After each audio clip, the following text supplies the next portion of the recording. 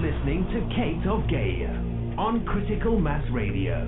The game is up. Now, it's our turn.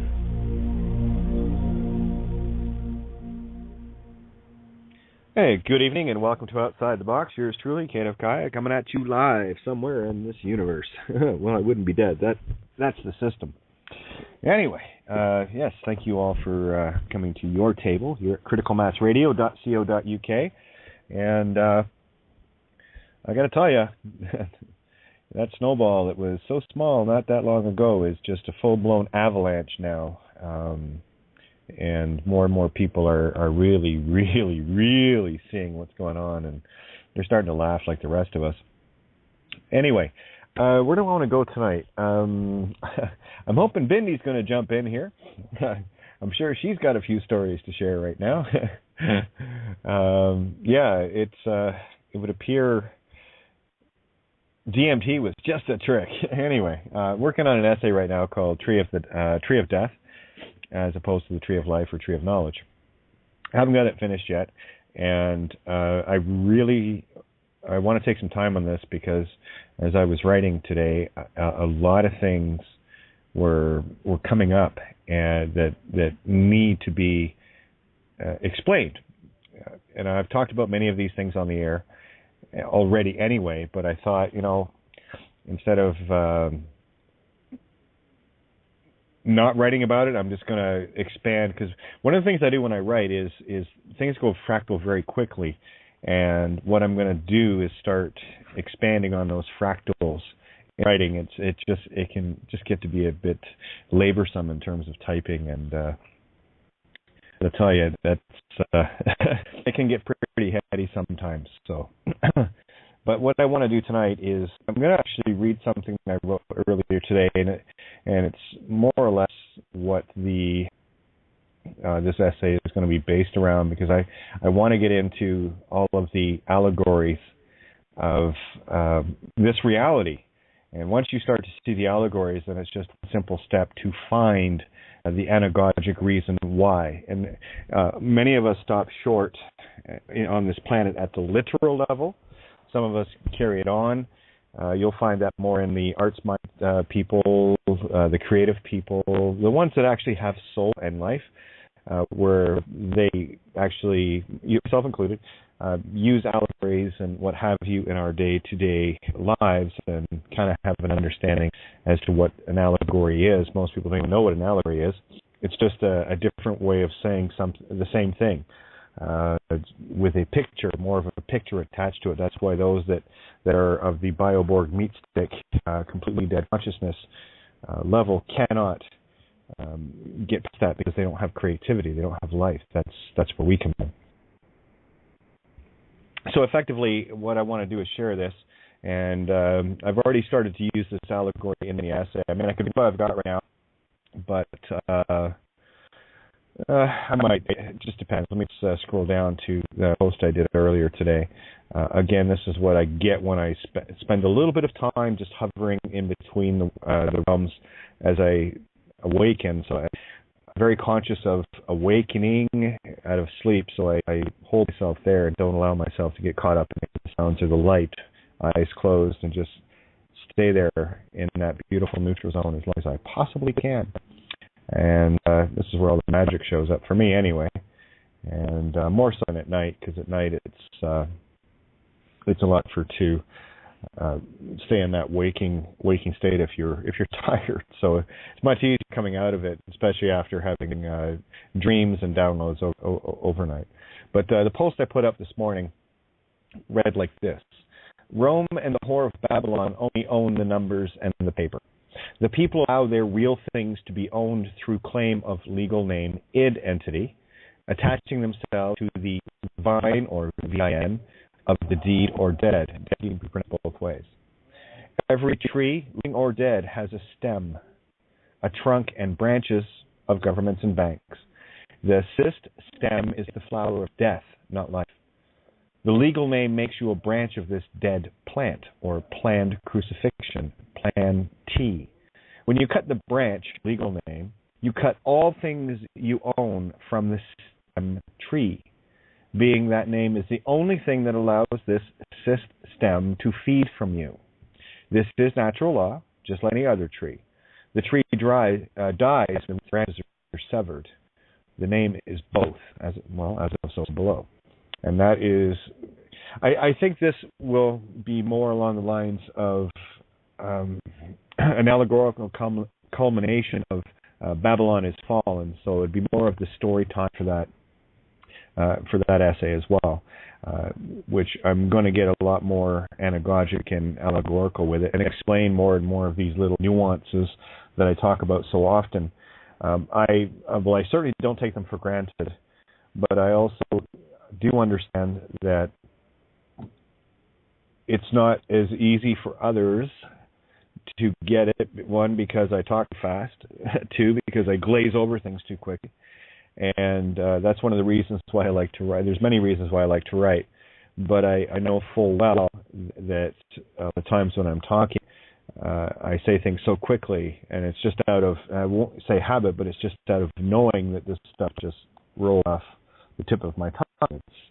It would be someone learning a different language and understanding it, where others aren't quite there yet, but are getting a grip on the language. So I treat this Phoenician or phonics the same way as I would treat learning any other language.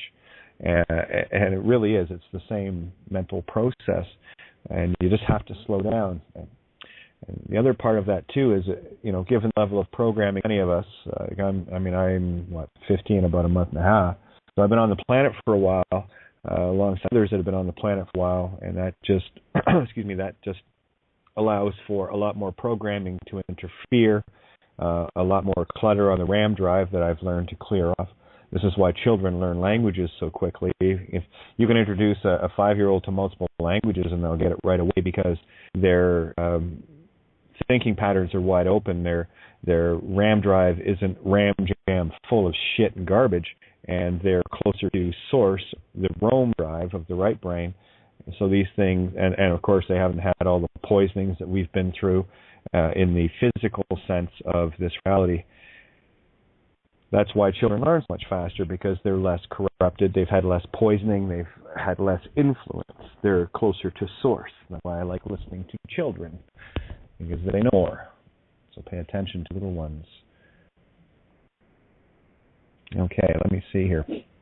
I think what yes, that's a good Bindi. Their RAM has not been offered to roam fully yet. Really, what you have to do, and you have to do this if you really want to awaken, you can spend the time with yourself to clear all of the clutter out of your left brain. You're thinking literally, drama. Catch yourself in dramas. When you start expanding on something in a very literal sense, that is monkey chatter. Complete waste of time. But it's a habit of monkey chatter.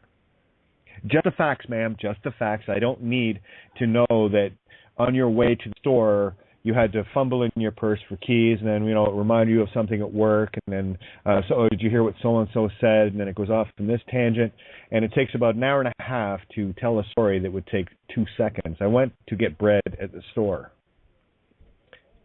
and how many people do you know fill in every fucking gory detail? Very painfully fill in all details. They're totally unnecessary. If you want to sit around and have a literal conversation, great. One of the things that I'm stressing right now is to break that habit where it's just going to maintain itself over and over and over and over and over. And you're going to keep doing the same shit over and over, and you're going to keep distracting yourself over and over. And the ego imprints of those around you are going to imprint on you over and over, because you're leaving yourself vulnerable to it. The demons or demons that you just got rid of, you're repossessing them from someone else. So once you clear your hard drive, clear your palette, your Narmer palette, clear it with truth. Vin, vine, van, wine. Right? This was the neat thing about the vine of the dead that we were talking about Monday night. And Sunday, I guess. The vine of the dead being ayahuasca. And isn't it interesting that when you partake of the vine of the dead, you actually get life? So I follow my anagogic, all the clues that come to me. And of course, a lot of the things that were occurring over the last few days, went directly to the VIN, the vehicle identification number. And we talked about last night is, well, no VIN on the car, no vine of the dead, which is a branch thread that goes back to the Whore of Babylon dead tree, the tree of death. So yet again, another allegory of the same fractal. We call it a dashboard for a reason. You don't want to get dashed on rocks or beat around the head with a board. So it gets real crazy. Things like steer, ring, wheel. I talked about this I was on with Mike today on his show earlier. One, I was up early enough, and two, I just had this inkling that I'd like to get on and share this little, because I hadn't been up from my between time for too long, so it was still, how would you put it? It was still fresh. Percolated coffee was still perfectly brewed, So that's why I went on with Mike and hung out. We had Mike, you have a great show. I get nothing but compliments from people regarding your show, and it's just wonderful to be able to sit down at that table with them. And again, I'm there, Janet, who else showed up? Colleen, we're down the list. Lynn was there. Going down Anyway, so again, this is awesome that so many of us are finally coming together, and we're talking about the very same things. I had a wonderful afternoon hanging out with Mary, and talked about a lot of these things as well, and the different effects that we're having on others around us. And this is the power and the potential of you, and nothing makes me happier than to watch people come to their power. Anyway, I've got a couple of lines on the board here I'm going to get opened, 404 and 734. We'll get this open up a little bit, and let's see about going into the essay. How are you guys? Good. Hello? Good. Hello. Very you're good. Good. You're both on, so let's chat, shall we? Sure. Yeah, sure, that works. Yeah, this is the 404 guy. I think I could use that as a moniker, I guess. Hey, 404 guy. Well, it works for me, right? Yeah, that's fine. That's cool. The beauty, I'm seeing so much now, more beauty, because I'm looking at, I don't understand everything about the phonetics and things of that nature, because I've been pulled into this theomythological thing, and that's what helped me kind of grow a little bit. You see what I'm saying? It's kind of helped me to get where I'm at, because that's just where my head was. That's just where the universe took me through, to try to get some degree of understanding, because I'm one of those who never fit. I never fit.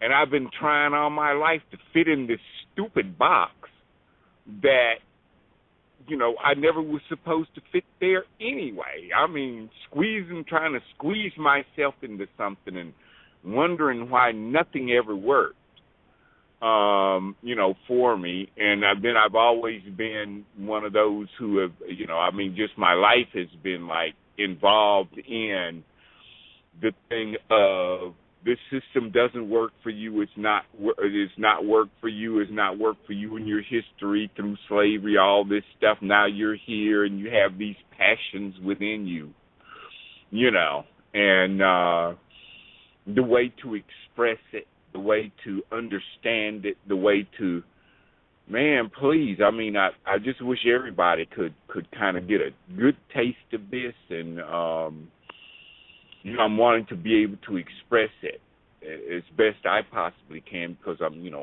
do my little writing thing and all of that. I'm just where I'm at with it. But I was introduced to this show, and that introduced me to a lot of things. It opened up a lot of doors, a lot of opportunities for learning. It opened up a lot of opportunities for understanding, and I'm still just overwhelmed in the experience of waking up, right? Oh, it's an incredible feeling. I totally get it. I'm glad you came back because you got on a bit late last night, so I was going to go right back to you, just trying to get some stuff, or was it could have been the night before, but I'm glad you came back. Is there a moniker, or a map reference where we can locate the real you, me? Your name. Oh. Yeah. Yeah. Well. Yeah. I'm on Facebook. I'm Hassan, but I'm on Facebook and other stuff. But So Al Hassan.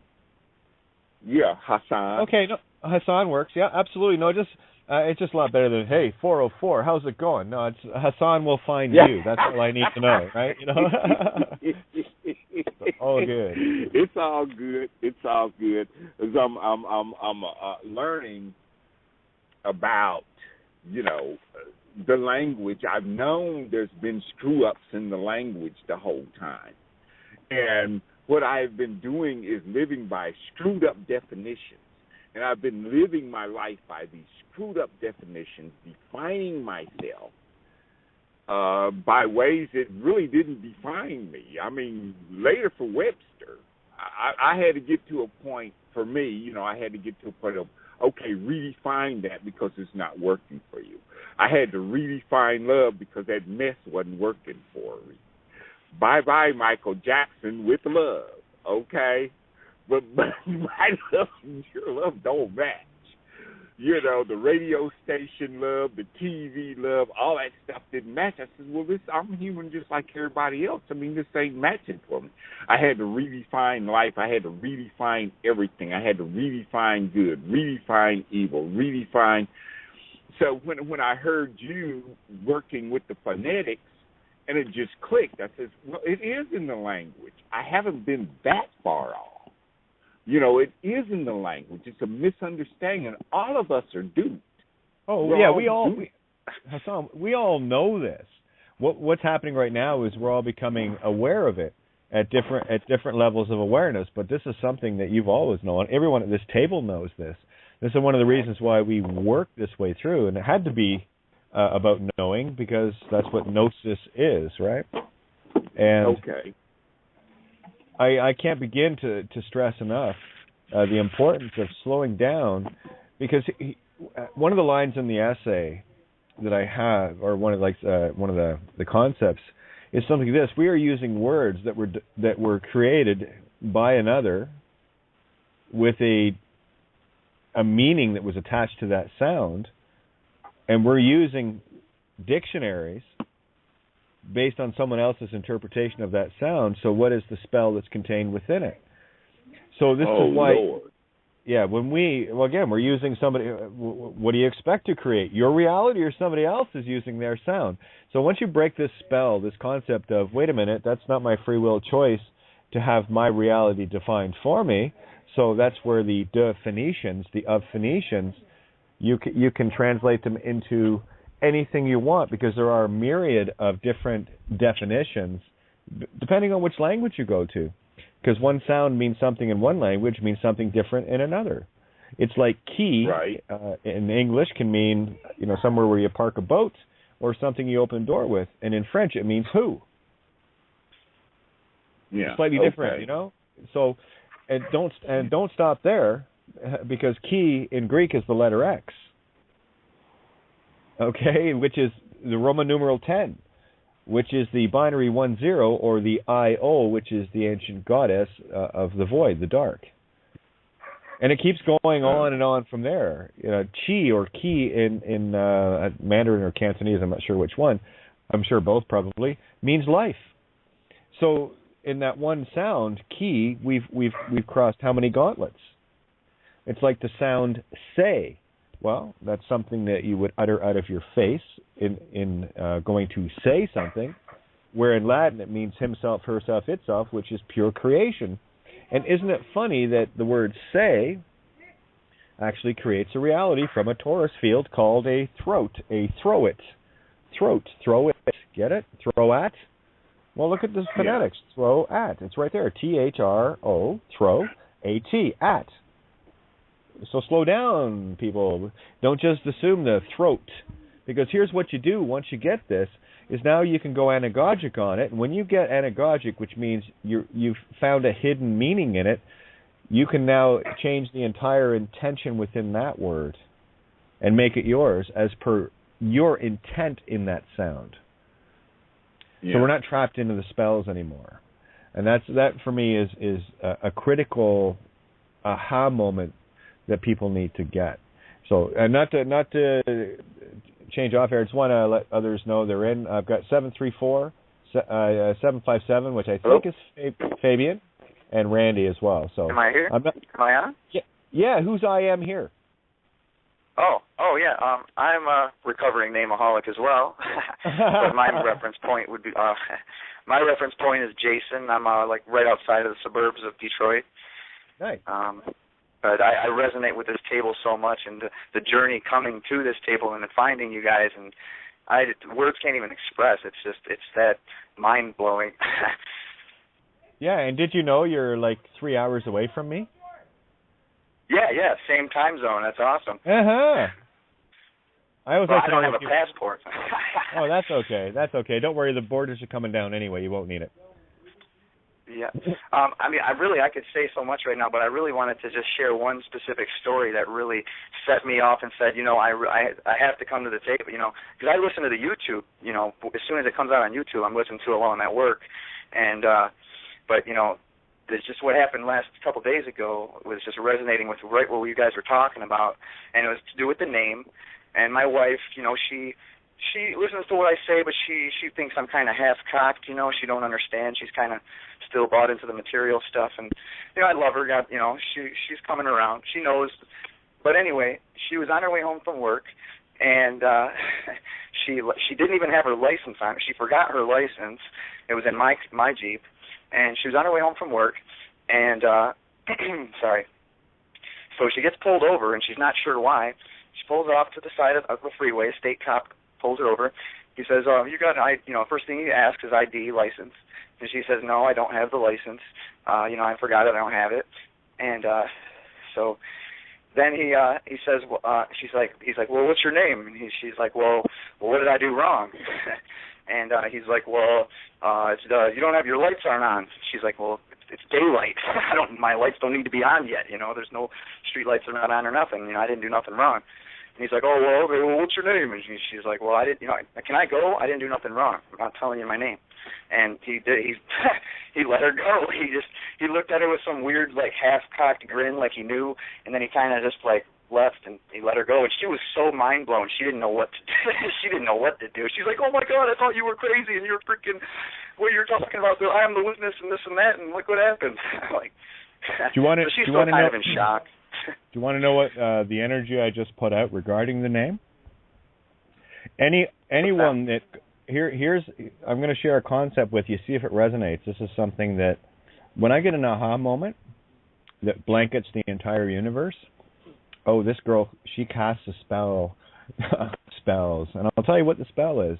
And the spell was simply this: anyone that is with malevolent purpose, trying to get a name to put someone on the Narmer palette spiritual death block, anyone that is doing that, their soul is forfeit.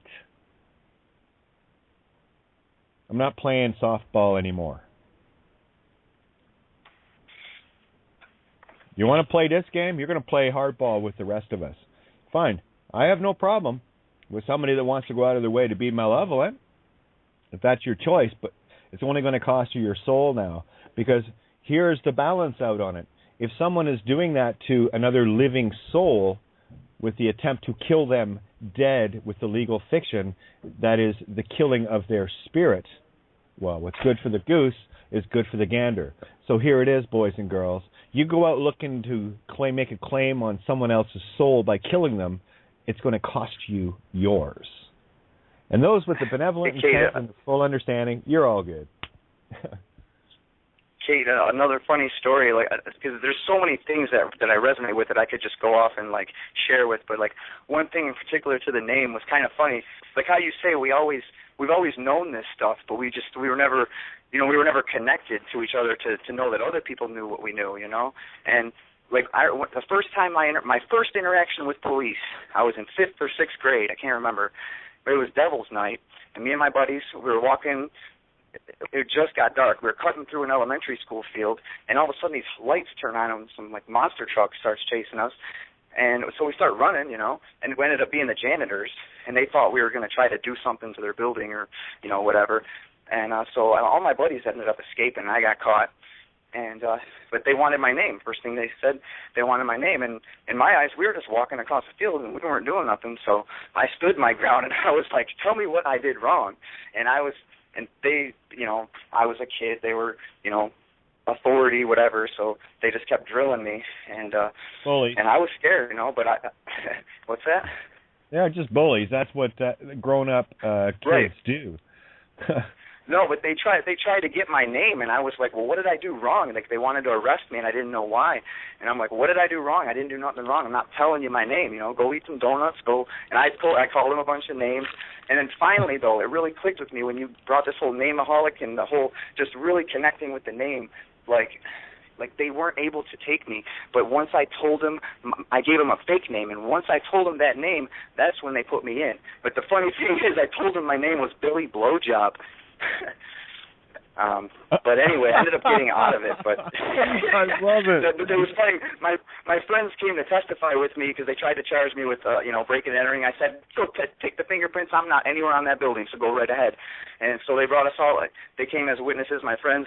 We went downtown, and the judge, he's reading it out all slowly, and we tried so hard not to laugh. And he's like, "You told the officer your name was Billy Blowjob." But anyway, that made me click. It's like, oh, if I didn't even tell him Billy Blowjob, they probably couldn't have did nothing, All they need is a name. That's right, why like you say, the assumption, presumption. You got it. So it's like goes back to the 14th of March again, when she said she was asking about name. And I said, if you want to know anything about me, just Google Kate of Gaia. I didn't say it was my name. I said, if you want to know something about me, magnetic electric, Google Kate of Gaia. That's the map reference to find me. And she started asking, well, how do you spell it? I said, I don't spell it for anybody. You spell it the way you want.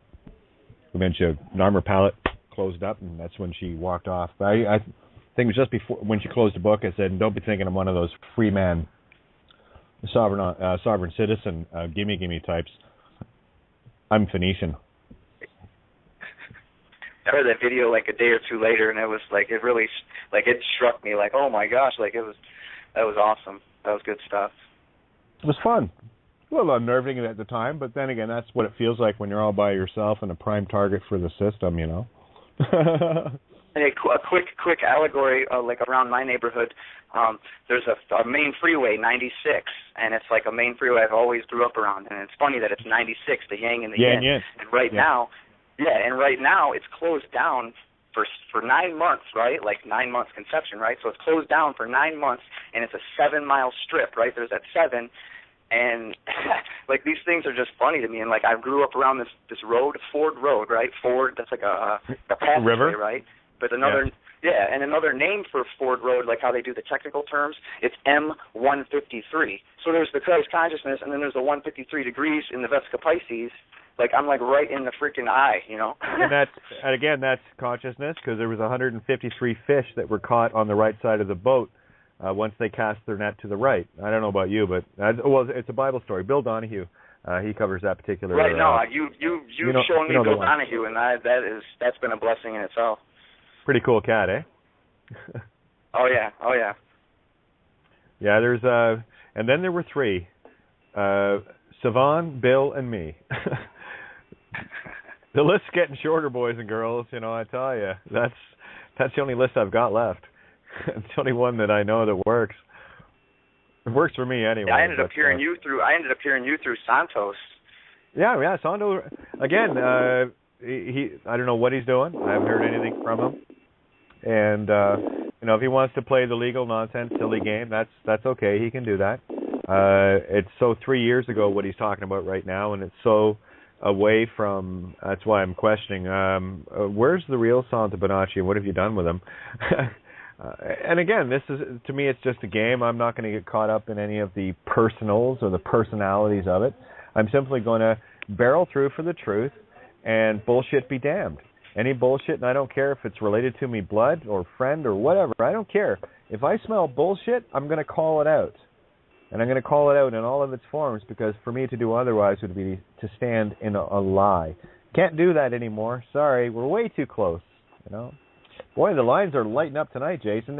And by all means, if there's anything, that's an awesome story with your wife. And there she is getting tested without even knowing she was going to get tested, and found out all by herself that you're not so full of shit after all. Isn't that awesome? Yeah, I think she's still kind of half unsure about it. Yeah, go ahead, Colleen. I have a question for Jason. Are you there, Jason? Yes. Okay, hi, this is Colleen. Is this something that your wife does often, that she leaves her license at home? Or is this unusual? No, that's really... It was very unusual. She's like before, like she doesn't really believe a lot of that. So she has a lot of faith in the system, so to say. Not too much. Like, she knows there's some shady stuff, but she still she goes with the flow. She goes with a lot of the flow, you know.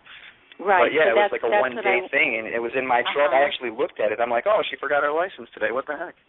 Okay, so if we expand on that and go a little deeper, and in the spiritual realms, she left her license at home. Okay, we all know at this table there are no coincidences. It's all synchronistic, or we're actually manifesting it, of course, as we go. And so, of all days, she forgets her license, and this police officer pulls her over for no reason, okay? So she created the whole thing on some level for her to experience this and for her to come to that truth. And he played his part, and it sounds like he played it very well. And at the end, you said that she said he had this kind of a half smile and just left. It was like, hey, he wouldn't tell her what she did wrong, and he kind of gave her that smile and left. Right. So it almost sounds like a movie, doesn't it? Right. And the funny thing is, he was a state trooper, and he had all of his gear on, but he didn't have the state trooper outfit. Like, it was just all black. But he had all of his stuff on. Yeah. So it was like Kate said, she was tested today, but she orchestrated the whole thing on a different level, on another level, and he was part of the play. What do you think, Kate? And she loves you so much, she wanted to make you right. And that's what the spirit does. Mm-hmm. And another thing, Kate, is so interesting. The caller is Jason. Jason was the policeman I had my beautiful experience with a couple weeks ago. And there's another Jason that comes on, too, and he was on last week. It's interesting. And Jay's son... I've heard that name a few times since I've been on the table. Right, and Jay, well, you know, that means like hail and sun, like the sun, hail the sun, the light of truth. Yeah, I broke it down like a whole bunch of different ways. I don't even know where to go with it. I just use like a lowercase j, that's it. But yeah, it's just really cool to hear different people's experiences and look at it at different angles. Allegorically, I'm so glad you brought that into light. I didn't see it from that angle. Yeah, I'll call you July, August, September, October, November for short. Oh my gosh, I was just going to say that. Like I remember one of my first experiences of like breaking their, like, you know, seeing like something within something. My first job as a paper route in elementary school, and the first thing I saw, they were all like the first letter of each month, and it said Jason right there, July, August, September, October, November, and then you just said it right before I was going to say that. But it was just a coincidence, right, Kate? It's just a coincidence. No, we're not connected on the anagogic here. No, not at all. It's amazing. Leave your mind open. Leave your mind open. You'll pick up so much more. Another thing that's funny is my father's name was Dennis, and it means heaven if you look it up in a certain term. But he's been since passed. But he when he was alive, he would actually dress in women's clothing. Perfect. And there, let's take the D out and put the proper letter sound in, the T, which is truth, and you have tennis. Isn't that funny? 10 is. There's the I-O again, ki, chi, right? And also, not to... Oh, yeah. Oh, it gets bigger and better. Look, how does it score in tennis? Well, it's all about love, isn't it? And it's all about if you win the round, it's 45 love, and that's consciousness love. It's just a coincidence, and it all makes total sense. What is your wife's name, Jason? I'm just curious. Oh, her name's Natalie. So my name's Jason, the healer, and she's Natalie, the birthday. Perfect. And actually, she's Aries, and I'm Pisces, sun sign. Oh, nice. You guys are running neck and neck. Yeah, one look at my birth chart, and you're like, oh yeah, this guy's got it. Like this guy knows which you can't tell him what you don't know. Well, what's beautiful is taking the experience and looking at all the angles, and then you get your cosmic joke, or it's kind of exciting, and then you just let it all go, that like the clouds, and then another one comes and another one, and not to hold on or make it a real personal thing, just letting them go. Exactly. And I want to do just one quick big thank you shout out right now, because Giuseppe does so much work for all of us on the Lightworkers Media on YouTube. So if you're not subscribed, get your butts over and get subscribed to that. But I just wanted to let Borian know that last night's show, here's the title, my friend. Tell me you didn't take the whole thing down. Last night's show, Giuseppe named this, Rise of the Phoenix. And look at you go. Burn, baby, burn. Houston, we have ignition.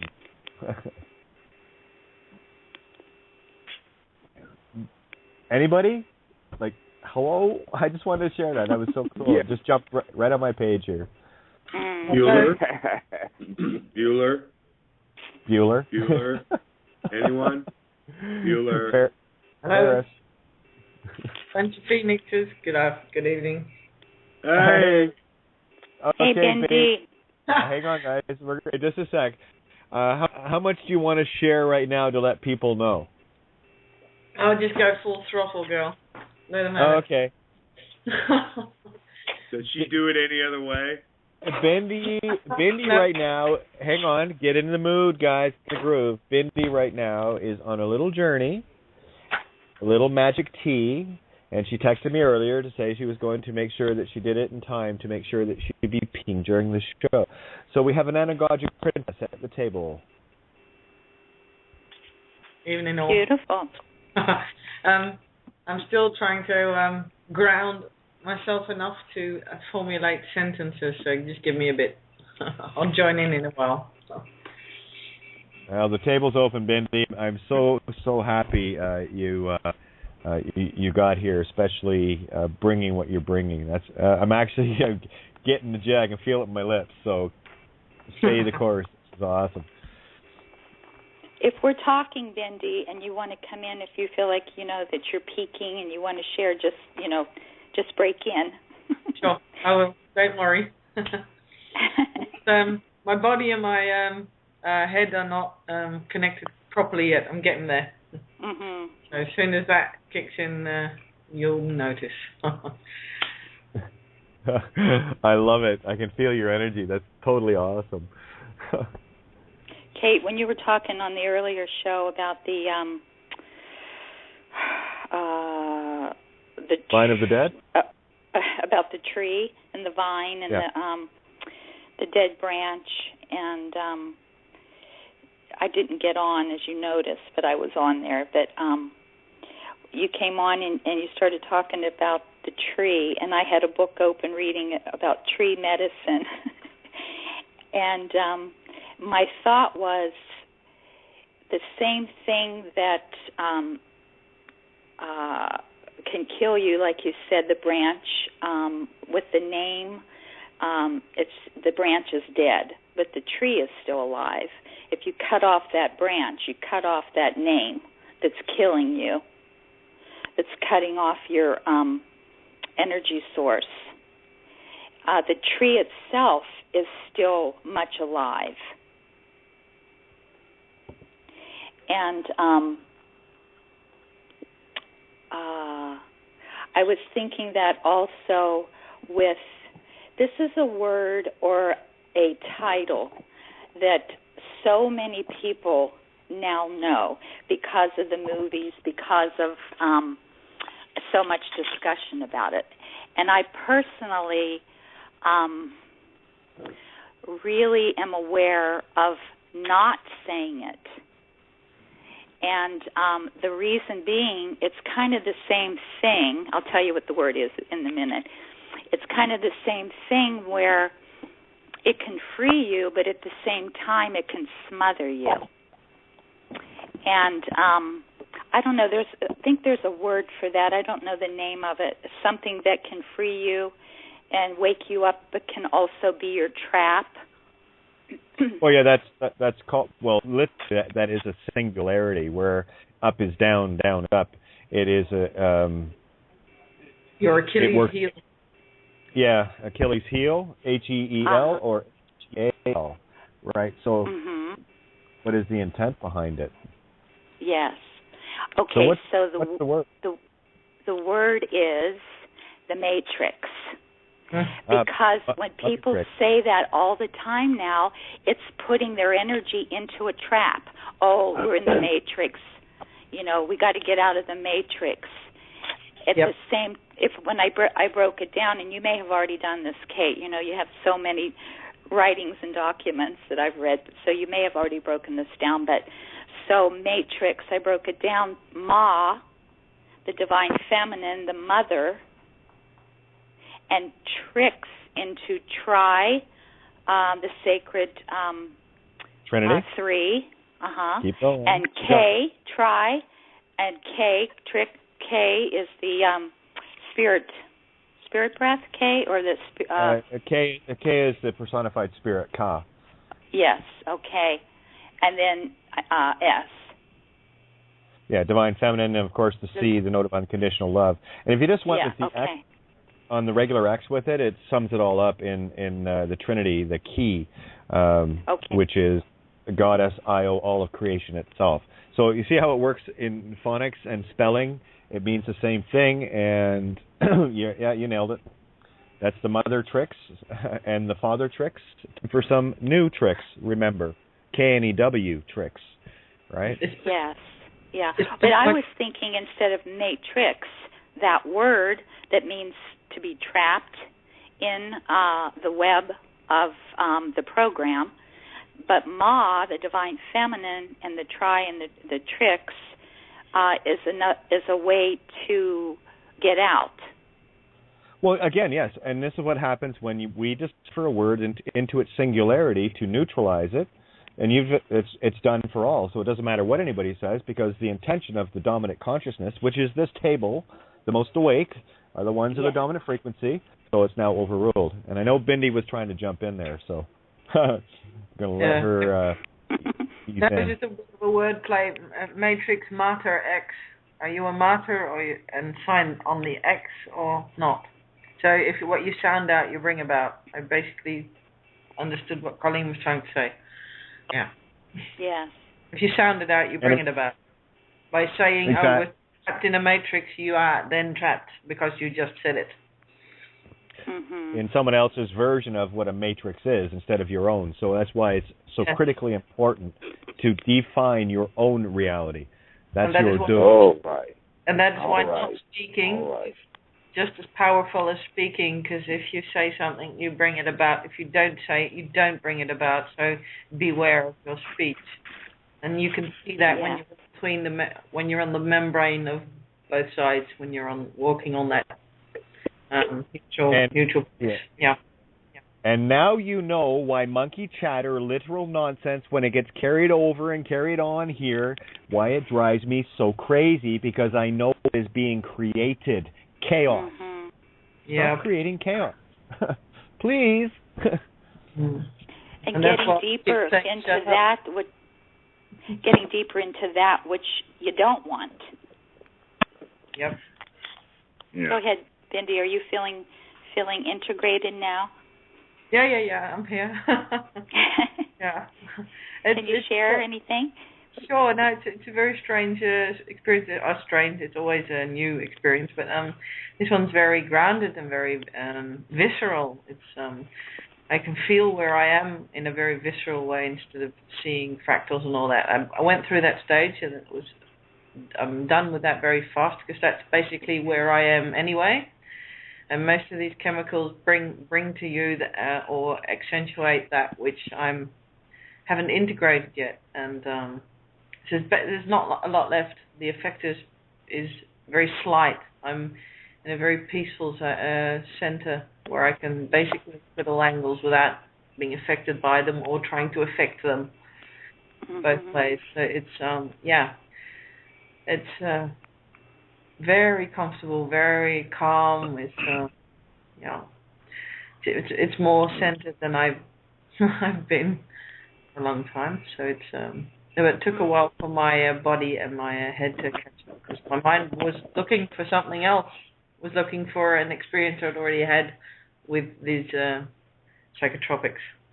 So that was my Achilles heel in this: is don't look for an experience you've already had because it's just otherwise you'll miss the new one that's happening right in front of you. No.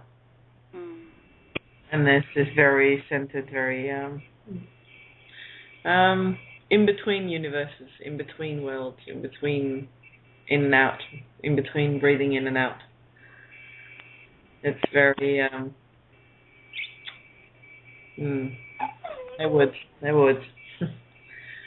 Yeah, very, very important point you made there, Bindi, with regards to not getting stuck in what you already have experienced. And given my past experiences with Salvia Divinorum, which is very similar to DMT, well, again, once you crack open the veil, you're going to see a lot of things. But I go back to my own, I've had a couple of experiences without anything where I've had this happen to me. And what I was doing on Monday night, because I'd already went for a little walk on the Sunday night, it was awesome. Oh my God, it was awesome. And still, it's just amazing. But anyway, what I experienced on the Sunday night, I walked right through on Monday night because, and again, I wasn't really in the position to just sit back and really observe everything the way I wanted to. But I pushed past the playing card people, geometries. I pushed past the serpent, the dragons, and what have you, because those are things that I already knew of. And again, this actually played into that vision I had on the 15th of March. All of the very same feelings of, lifting out, and that's why when I do the next one, it's going to be a full pop, over the top, and jump the veil. So yeah, very valid point that you made, Benny. That don't get caught up in the stuff you already know. Pass through those for the new experience. Yep. Breathe. Breathing. Yeah. Yeah. Oh, and here I got a little note in here from James, and I've been chatting with lots of people over the last few days. Excuse me. He had a bit of an interaction with a state trooper or whatever the case may be. But I wanted to share this, James. He writes, "Wow, thanks. The second he opened my door, I knew he was violating me. Took everything I had not to snap his arm while reaching for my keys." I know it's tough, isn't it? Anyway, it's where is it? It's my car. I don't care to recognize a privilege to rent it from anyone. I cause no harm or injury. The fact that their records are so far off just validates the system's retardedness. Agreed. Luckily for me, the tow truck driver was on the take, so I was on my merry way. I even left my summons in his truck by accident. Yeah, LOL. So here's a word to the wise guys. To the wise guys, that's you. If you're going to be traveling around in your vehicle, get the VINs out of it. And I mean that. Get them out now, because that's the only vine that attaches that car to the system. No VIN, no vine, no grabby. It's mine. Okay? And no name, no game. It's that simple. And I don't care if it's got expired tags on it or not. It doesn't matter. Because what does matter, if they can get you to admit to the Narmer Palette curse name, and you can say whatever you want, if they have a presumption and assumption of an alias, oh, there's that alias thing. That's why Billy Blowjob actually got you into court, Jason. Yeah, it was an alias. And assumption and presumption, if you think you're a name, that's enough assumption and presumption. And you can call yourself whatever you want. That's why when Chicky asked me, what's your name? And I said, well, if you want to know anything about me, just Google Kate of Gaia. There's no name there. That's just a map reference. She automatically tried to assume and presume that it was a name. She wanted to write down, you spell it any way you want. I don't care how you find me. I told you. There's a sound to find me. It's not the name. That's how to find me. That's one of infinite names that I can reference. I can call myself anything I want. I can even call myself late for supper or too early in the morning. You know, so the critical points here, guys. So for those that are playing the game, that are finally awake and know who they are and really know who they are, popping the VIN is going to be one of the most liberating, fun things you can do. Don't forget, there's one in the driver's side door. Scrape that out. I use like a razor blade paint scraper. That's the easiest way to do it. That's what I did on my last car, and they even stole that too. But then I was already kidnapped, so they had to get the car out of the way to steal the truck behind it. No VIN in the car at that time either. That's why I know the system is done, because they violated free will choice already. So it's just a matter of time, and it's not much time. That's why I've already put word out. Anyone that is attempting to kill someone spiritually by grabbing a name, their soul is now forfeit. Their light within is now darkened. They're done. Ignorance is not a defense of the natural law. And you ought to know better. You're grown up. You should know better. And I'll say that to any cop, any lawyer, any judge, any government official, any collection agent, anyone that is looking for a name. It's not just cops, boys and girls. That's collection agents. That's anyone that is shuffling debt to try to enslave another human being. Your soul is forfeit. I've just not scripted cars. Fuck them. Or the external combustion engines, I'm not scripting them. Get back on the horse. Absolutely. Oh, that's Borian. Hey, there's Bob. Oh. Hey, good morning. Good morning, you beautiful people. How are you all? Good. Hi, Bob. Hi. I love your breath, Bob. Yeah, I don't know. Isn't that great? Better now, Bob. Yeah. Bob always brings his Gemini to the table first. Yeah, it's a shame I'm a Cancerian, but never mind. I don't know about you guys, but the last 4 days on an energetic level have been an absolute roller coaster for me. You know, sort of major mood swings. And for a while, I lost my inner peace, which is something that hasn't happened since I moved to heart space. But the good news is I'm sort of back and centered again. But I just got no idea what happened on an energetic level. But something really weird did happen 2 nights ago. At 2:00 in the morning, I was woken up by birds, thousands of birds screeching and squabbling, and one even flew into the boat, which amused Barnaby. And that's so unusual, because bird song, the dawn chorus, for me, typically happens at about 4:30, 4:45 in the morning. So, yeah, there was something going on an energetic level that was just crazy. It sounded like that soundtrack from Hitchcock movie, The Birds. It was just full on. But serenity has returned, and I'm back, and I do know who I am. Yeah, and Barnaby's chewing his toy, the sun's shining, there's a gentle breeze, and everything is perfect. And there's something I'd like to share, Kate. I won't talk about am I doing enough. You know, I've been popping into the show for a few months, and I moved away for a while, and I'd just like to share an observation that's really relevant for me. The reason I moved away, it was like there was an energetic feeling like I was walking into a playground of angry children that were just swearing at each other. There was and that's no place that I find nurturing. But since I've returned, synchronistically to the table now is so much more heart space, so much more mellow, so much, for me, adult, the anger's gone. There's more, for me, there's more truth and there's more heart space now. So, thank you. And, it's blissful.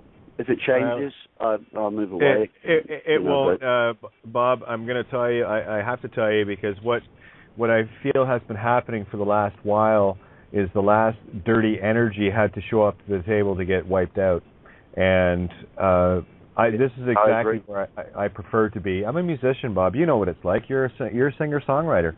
That is my zone. Yeah. There's no yelling in a ballad. You know what I'm saying? Just chuck it on the table for everyone to look at, or whatever. Mm-hmm. Yeah. For me, dealing with these ghosts out there, I've found when confronting the parking ticket, blah blah, and all these little idiots with badges on their suits. The greatest impact I have with them is just simply standing, staying centered, and speaking my truth calmly, because it's actually the quietness of my tone that stops them. And you'll know that from performing, Kate. You've got the audience in your hand. And when you take it down and take it silent and take it slow, you've got the whole audience are there with you. It's just the power of that gentility, but that it's strength. There's I don't care how loud you shout your truth or how passionate you are about your truth. It is still simply and only just your truth. So you've got to come. Yeah, you've got to come from the peaceful middle. There is no fight. Yeah, there is only. Yeah. We've been fighting for too long. I'm over it, mate. Well, now it's time to fight tea instead of figgot. Okay, take the hex out of the creation of truth, and that's why the G is in fight. Get rid of the hex, and you have phi T. Pretty simple. Mm-hmm. Yeah. Oh, well, I'm having coffee at the moment. What about tea? What'd you say, Bindi? I was saying let's have a simple merger of Terra, Gaia, and Sophia, and if you add Mary or the ocean to it, you've got the unhexed reality of what we're trying to restore here. Mm-hmm. Terra, the earth, the body. Gaia, the heart, the animal kingdom, and everything between heaven and earth. And Sophia, the mind, the oversoul of the earth. Now, if you tune into this Holy Trinity and add Mary, the ocean, and the cetacean world, you will find the original blueprint to connect to and find the great magnetic center, the mother. It's that simple. And then you'll get rid of the synthetic technosphere that has caught everybody in its glamour. Yeah, another allegoric showed up today as to the effect we are having on this consciousness. And I have to thank Jules for sending this along. It's beautiful. City Hall has buckled with a big wink and a heart. Love it. Breaking, a portion of the floor inside Boston City Hall has buckled. WCVB's John Atwater just captured this photo from the second floor of the building. there's a story on this as well. I haven't got to, but there's a picture of this tile floor that's cracked and buckled. And isn't it interesting? Debbie Joe, perfect post. Buckles near the BC and DC registry windows. LOL, you can't make this shite up. No, you can't. Now let's go to the allegory of Revelations of the temple. And all the temples will crack. I saw this and I immediately went to the Passion of the Christ. Upon that, it is accomplished. And then the clouds came in, and then the storm, and the winds changed, the energy, and all the ones that knew they were doing evil started running. And of course, the earth shook, and the temple cracked in half. And that's exactly what that reminded me of. Game over, boys and girls. Now, where's the temple on the skull? Well, you've got Solomon's temples, one on each side, right? Exactly. Yeah, it's just a coincidence, though. And of course, it's the temple not made by hands. You see, they're called temples for a reason, and they're going to pull you each way: temp, or time pull, or time pole. So these are your poles, the time poles. Are you caught in the past, or are you caught in the future? How about you get in the middle? How about you become the rainbow bride without the hex, not the rainbow bridge? Be the bride. And that's the bridegroom is coming to you, the bride. The Christ consciousness is the bridegroom. There's going to be a wedding and it's yours. Bill Donahue has got a beautiful video on that. Where was it? No, it's in my... It's a great video. I want to give people a number to watch it. And I'm going to ask you guys, actually, if you want me to read what I have of the essay to see if we can get... It's called Bill Donahue, hiddenmeanings.com. If you go to YouTube, you can type in the number 17 and The Great Wedding.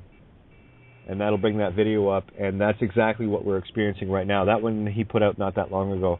So Bill is pacing things perfectly. The last ones he just put up that I have here, Turn Away From Them. Number 53, Turn Away From Them. Number 18, Many Are Called, Few Are Chosen. And number 50, another number 53, Religious Children of Hell. There you go. Just like that. Homework. Yeah, and they're all great. I mean, everything Bill does is great. I can listen to him hour after hour after hour, no problem. I think there might be a few out there to say. Go ahead, Bob. Yeah, you know that question I posed the other day about... Well, I posed it to you, but it was a question for me as well. About, oh yeah. No, I totally got that. Well, yeah, here, let me share the question. You sent it to me on Skype, did you not? Yeah. Okay, let me one sec. Let me see. I'm looking for Barnaby here. What do you have your Skype listed under? Combi Bob or Bob Eden. Bob Eden, there it is. Okay. All right, let me just get there. I'll go the last 7 days. This was a great question that came in from, and I'll read my answer too. Bob, this is the kind of soul searching I love, and this is why everyone out there is a reflection of me that can reflect back, and vice versa. So this is how you find yourself. So Bob wrote, "G'day, Kate. Thanks for today. Just one simple question: when are you going to take your next step? When are you going to embrace your own evolution? From where I am, all I see is another beautiful being that is stuck. And for me, that is what is truly beautiful is that I do not need your answer for this is a query for me as well." Yeah, I saw the mirror. It's beautiful. "Your proactive response is welcome always and all ways. For me in my journey in the process of meeting my own needs, I only knock twice on closed doors, then move on. I've heard you repeatedly say I really need you to get this for years now. For me, time to move on, sister. You are only your own savior." Woof. And I pondered this. Now here, to finish it off. "Or are you just very comfortable in this nest you have built around you?" And the table can attest to this. I actually brought this up. And I say, okay, I'm going to look at this. And because my answer was this. Been wondering that for a while. It's funny. I don't do the radio stuff for me. I used to only because the stage was the only place I knew, while at the same time was never really comfortable on. This would make for an interesting chat for you and I, because these are the very questions I've been asking myself for a long time. I have many reasons for staying on the air, yet I can only find one reason for myself, and that is the means to broadcast my intent on a larger physical scale. Yep, a worthy chat indeed, and let me know when you have time. Wow, so here we are. We have time, and we're definitely covering it. And I talked about this the other night. You know, what are the reasons? And I've talked to a number of different people, not necessarily from the specific question perspective, but from that ongoing question of self, of what am I doing? And I got to say, with the last few days and the DMT and stuff and the peaceful zone that came in, the only thing that truly motivates me, Bob, is helping others. Because if I was to do this for me, I'd never get the job done.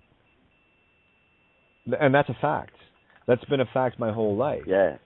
So this is not me being comfortable per se. So I can really answer this one a lot clearer now than I could say a week ago or 2 weeks ago. So the answer for me is simply this. I know my own nature, and my own nature says that if it's for me, I would not be motivated to do it. For everyone else, that's my motivator. Because I'll tell you, if I wasn't doing it for everyone else and I was just doing it for me, I would have succumbed to the fears long ago. So this table, in the way we can set this and share, is the very means for me to push past my fears. So this is a table that I get to help others at, and in the complete 180, perfect balance, helps me equally for the purpose and the reason to push through every fear I may or may not have. So I hope that covers it. Because I tell you, the fear is not comfortable, right? And it would be so easy just to walk away and go, but I can't, you see, until I'll never be free until we're all free. That's it. All come free. Yeah. Kate, I'll just respond to that. Beautiful. And it's funny, like, I knew somewhere within me that I had to ask you that question, because just by going through the process of asking you that question, I found my own answer. And it's exactly what you just said, that I really know now that I just have to keep on doing what I am doing, spreading my knowledge, my truth, and letting my light shine, helping others to hopefully awaken.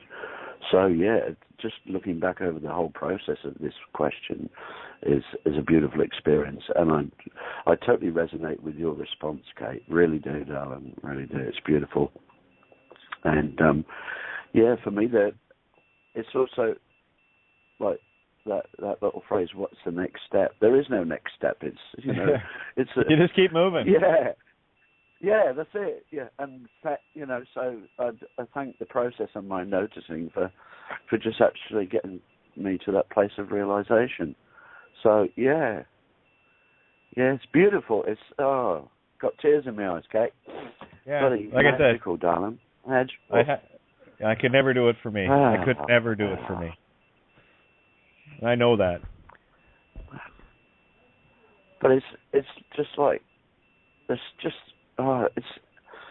people sharing their truth for me is just so magnificent. And mirror, Bob, because these are the kind of questions I need asked, and never hesitate to ask me anything. You cannot offend me, because the only answer I'm going to give you is the same one I will only accept, and that's okay. I'm going to look at that. I'm not accepting it in terms of that is truth. This is why okay works, because what you're saying is, okay, I'm going to look at it. That doesn't say you accept the contract. That just says that you're going to look at it to see what in it you need to find. That's what you'll bring to yourself after that. Yeah. So okay is the only safe answer you can have that will not contract you. in that regard. Yeah. So this has been a beautiful little process. Oh, awesome. You know, this whole, it's... Yeah, give me a reason to look at so me. Beautiful. What I love about any process that you go that I go through in my life when I'm working with people is that review at the end to get closure. And so I really, really love the way we gain closure on that today, because I feel flowing again.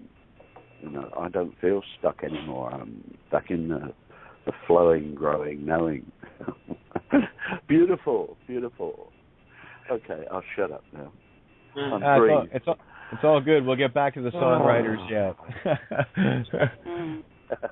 Well, the stuck feeling helped to see the flow again, probably. What was that, Bindi? Yeah.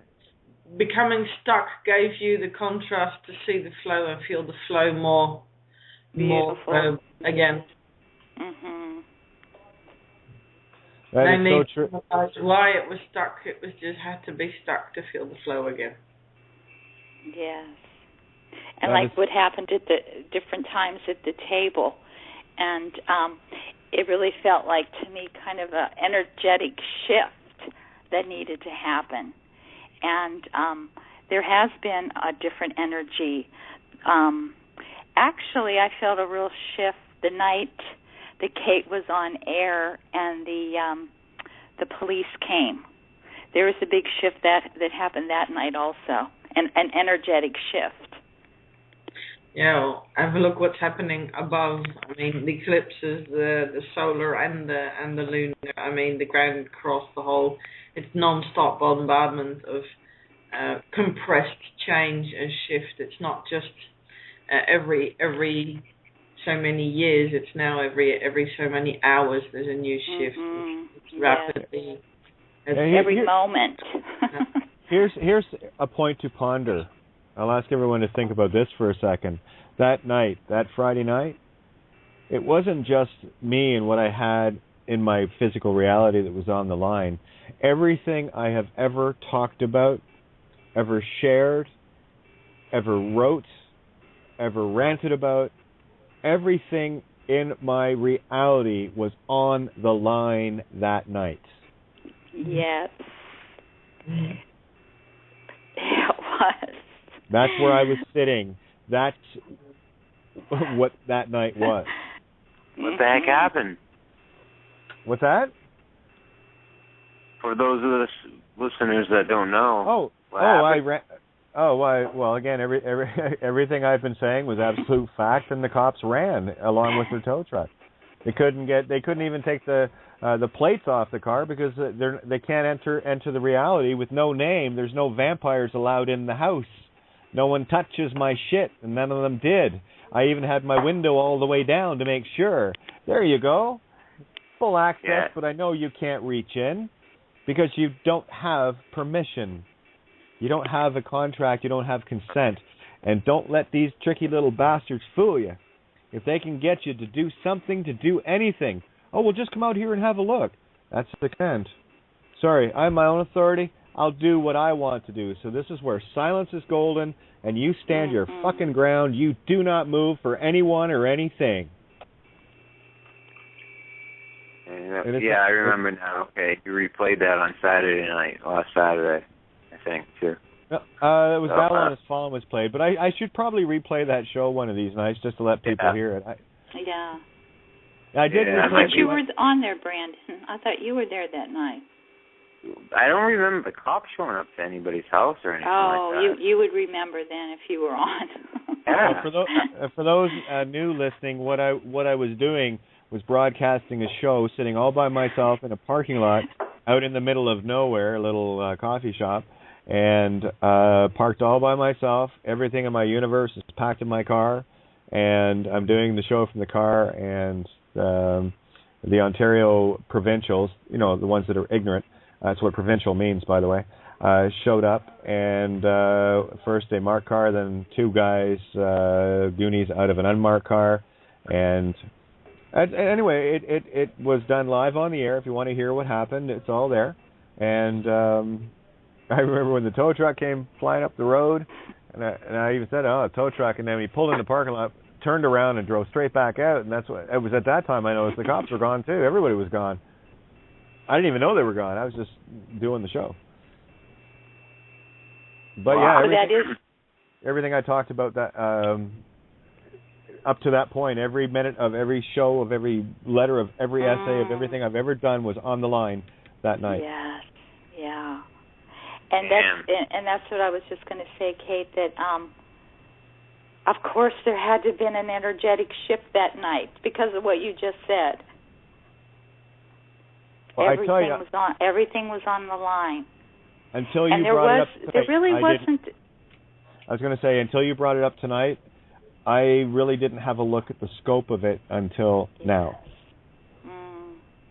That makes sense why I had the vision the next day. Okay, yeah, got it.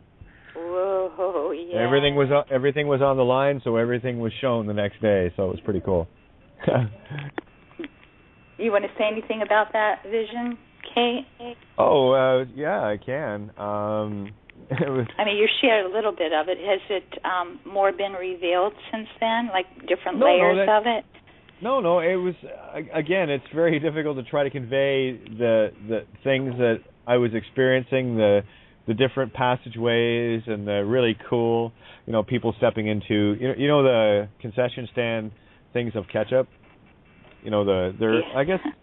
I guess they're about 7 or 8 inches wide at the throat, and they're filled with ketchup, mustard, and everything else.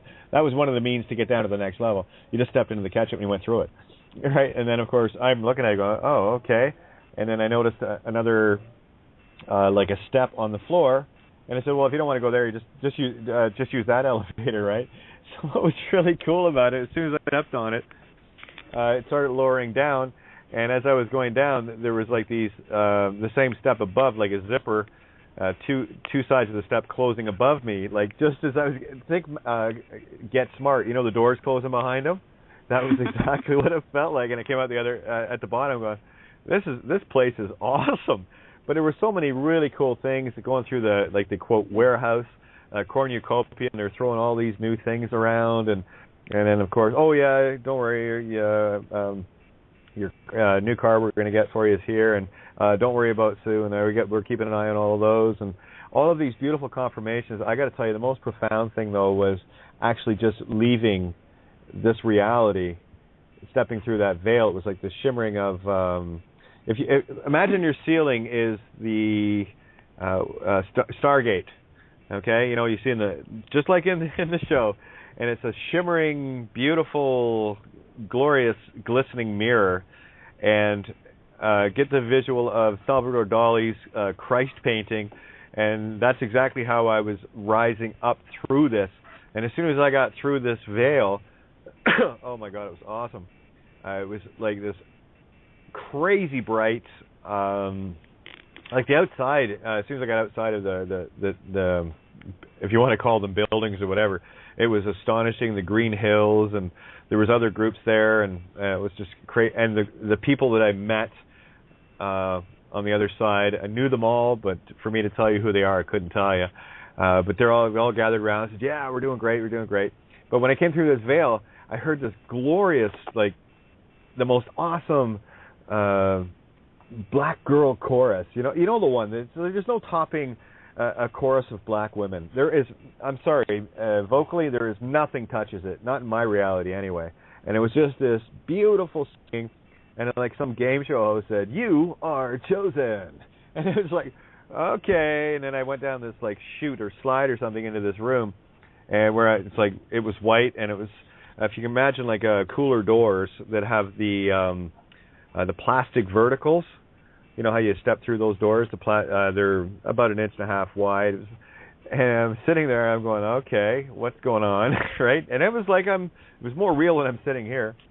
And then, of course, the character that you would refer to as Ray on Interstate 60 comes through these doors. He's got this biggest grin on his face, his groovy polka dot pants, white jacket, like a little flower out of his pocket. And he looked an awful lot like Emmett Brown. Not quite, but close. But his eyes were just amazing. The one was this deepest black, but it wasn't black. I can't even describe it. It was the depth of the universe in his one eye, and the other one was like normal looking, and they both looked normal. But the other one was more rainbow colors and just like a kaleidoscope. And he just looked at me with this grin, and I kind of did the head tilt looking at him. He had this really cool white curly hair, very professor-like. But the cool thing about him was his right ear was a little red hand. And it was waving at me. And I'm thinking, oh, this is like just out of this. Anyway, that's who took me on the tour. Introduced me to some people, walked through the cornucopia warehouses. Yeah, some stuff, don't worry about it. We got this for you. And it's all good. It's all good. It's all good. And it was so nonchalant. This was the thing about it. It was so very nonchalant. Like, don't worry about it. It's all good. We got it. We got this. And you're doing great. You're doing great. And we just want to show you some of the stuff. And just so you feel a whole lot better about stuff. And then that's when I got introduced to the O.W. Grant guy, who was basically the warehouse manager, if you will, that was running this particular complex, which was just astonishing. And outside, the colors in this were just extraordinary. Anyway, so there's a bit more of that vision shared. It was just incredible. And when I did go back to sleep, by that I mean come back to the body and wake up. I remember waking up and looking around and going, where the hell am I? And this is not what reality is. And I got to tell you, it was that incredible sinking feeling of, oh, God, I'm back. But it's all good. It's all good. It's all good. Anyway, so there's the vision. Any other comments? You said it was his right ear was a red hand. Is that correct? Yes. Little red hand growing outside of his head for an ear. So you picked the wrong door. Damn. Oh, it was awesome. It was awesome. Well, speaking of which, how's it going for you, Bindi? Oh, man. It's very hard to describe in words what's happening. Sounds are flavors and flavors are sounds, and yeah, it's all merging to pulsing. It's all one big pulse. The breathing of the universe. That's the cool thing about the DMT and shrooms as well. I mean, I love shrooms. I love watching the walls and ceilings breathe with me in unison, and the geometric patterns coming out of it, and you see everything tying together, and it's just one big happy picture. Yep. It's it's no longer fractals. It's just one central point of light. Yeah, or dark, whichever one. So both the same thing. Same difference. Yeah. I highly recommend anyone to get your hands on some of this as fast as you can. It's just it is so profound now. It really is. It's just over the top. Well, for anybody who wants the logistics of this little journey, I've got Liberty caps, Scottish, and a bit of the red and white cap, a little bit for the grounding. That's why it's not so much the visual usual trick of cards, the fractals, the whole lot. It's all pretty to look at, but it's just another layer of distraction after a while. Yeah, keep going. And this one helps to clear any crap that's in the way of getting to the center of this calm point. That's basically what I did this for. It was not even just because you guys were on DMT a couple of shows ago. I'd already planned. I do this once, maybe twice a year when I'm, after the winter, done with all the inner searching and cleaning out the stables and getting rid of your own program and the stuff that I'm just couldn't be bothered with analyzing anymore. I just get rid of with a good trip, and this one's very relaxed. it is a confirmation that I probably won't be needing to do this very a lot because what I'm getting out of it is now that much integrated that it's basically become part of my awareness anyway. I don't need the plant or the herb to add. It's here already, and that's a good thing to know. But also a way to stay humble is not get cocky about it. It's their tools, use them. There's the magic words right there. In utmost humility and utter respect, you approach these things. Yes. I wouldn't say bow, but yes, bow. Bow to the mushroom. Well, it's in complete reverence that I have invited the entity of this. Accepted on equal terms. On board, yeah. Mm-hmm. And then you don't go into this colourful trip anymore. You're you shake hands with a deeper part of yourself. Yep. Vortexes, yeah. That's why for me, indeed, Kate and Seven Bulmar are the only one left on the list as well. I can turn Seven's rants on for hours and just sit there and completely follow him visually and then spin off on my own little quests and astral quests. Yeah. And this table does that too. Every now and then it touches on these vortexes where I'm spinning off on my own creational paths instead of the consumer. That's basically habit, crawling over the planet. It's it's free will, each their own. But I'm having too much fun on this creational path. It's awesome, and I'm glad to have met all you guys on the way because makes it a lot more interesting when there's contrast and conflict. Mm-hmm. Oh, agreed. Is self-imposed. Every con is self-imposed. I'm playing tricks on me. Sounds like it. We got some really interesting sounds on the show tonight. I don't know if you're hearing them. Just to let people know, Alvita posted the March 14th, the confrontation night, as Giuseppe titled it.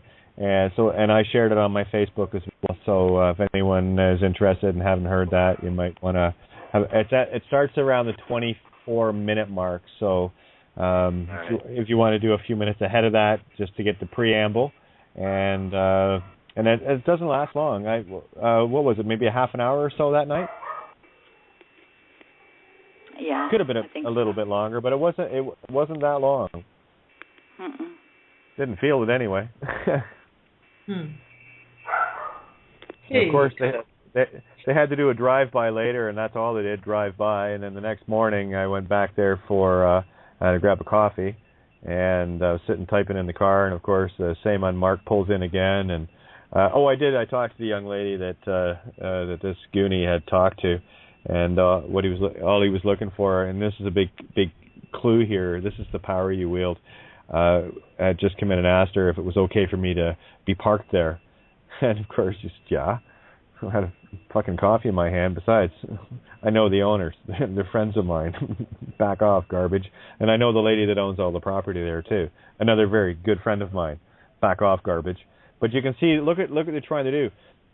Now they're having to go third party to try to, okay, and... sorry, you can't work on behalf of slaves anyway. Sorry, it just doesn't work that way.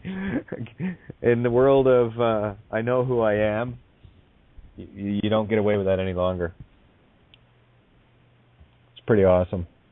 Now, I'm just going to get back to the board here because I've been slacking off, checking things out. I had a bunch of people drop. Sorry, guys. I've just been posting on Facebook. So let me get Randy open again. Guess we're getting some bouncy tonight. There's Borian open again. Borian, Phoenix Ariz. I love it. Hey, good evening. Hey, good to hear you. Hey, boys. I wanted to go back to that big question that Bob asked you, man, because I've been kind of asking you the same question, in a roundabout way too, and you answered it in the same way. And I just have to say, with this whole incident of me having to face my family with all this has been the hardest thing for me to do. It was super easy for me to go down to the courthouse, and I was a witness for some foreclosures, and easy, like you were saying, it's easy to stand up for somebody else, but it's extraordinarily difficult when you need to just stick up for you and only you. And for me, facing my family with all this, that what's going on, to me, that was the last nail in the coffin for me. And today, I really am a completely different person. I'm totally free. Up to this point, I've been out of this system, for a while, but I hadn't faced my family yet, and for me to do that, it was huge. And Borian, yeah. I'm going to tell you right now, the energy that you shared last night was a very profound and very rare thing that I've not witnessed too many times. But what you shared on the air last night was your crucifixion, the crucifixion. And once you crucify and stand on your own cross, accept that, then you climb down, and it's a paradigm shift. So last night, that's what the energy was for me. I said, here's someone going through their final crucifixion, the bad one, the one with the 9-inch nails. And well done, my friend. Well done. That was it. Thank you so much. And I just wanted to say that I'm in this for the long haul with you guys. That there is, just like you guys said, there is no next level. I'm not saying all the layers have been peeled back, but all the important ones have. And at this point, it's just nothing but details, and we know what details are. And it's done. And I'm in this for the long haul too. And I even made a post on my Facebook page too about that now that it's like you said, I have finally crucified myself. I am here to help others get find their way out of this mess too. And I just, and hey, I also want to give a shout out to, I have a few friends in Phoenix. There's Gaylin, there's Joe, and there's Tracy. And I have ground troops that were going to help me deliver some documents to my family, and I just wanted to say on the air, I'm so appreciative of them, and thank you so much for just willing to do that for me and for us. And there you have it. That's great. That's beautiful, Borian, and what you shared last night. And isn't it really interesting that the hardest one is your own family? It was so hard. I was going to say I did my crucifixion on the air over Christmas. I went from December 21st through the 3 days in the tomb to the Son is born. I knew that I had to live that allegory at that time, and that's when, if you listen back to those shows, that's all I talked about was crucifying to release all the Judases and all the rest of it, and cut myself completely from the family and let them know about it. And what they do from there is theirs. But here's the irony of this, guys, because when you do your own crucifixion, this is how important you are. When you do your own crucifixion, all those that were the reason for your crucifixion, you save them in saving yourself. That's the magic of you. And that's why it only takes one to awaken. And all of those beautiful branches that come out from your DNA lines, family and whatnot, go out into infinite strains of the same thing. When you pluck that one branch from that tree, everything that was attached to that tree is now released as well. Yeah. So tell me you're not cool. And also the family members, they're playing their role too, right? They're playing, what they're supposed to play, so we can feel what we feel and to break free of it. Yep. Yeah. You can't have rebels without sheep. Yes. Yes. You want to Borian, I can relate. My dad, I was over, dropped some pH drops and some pH paper over my mom and dad. My dad gets home from chemotherapy, right? But what does he have in his hand? 2 McDonald's egg biscuits. I'm just like, man, you know what?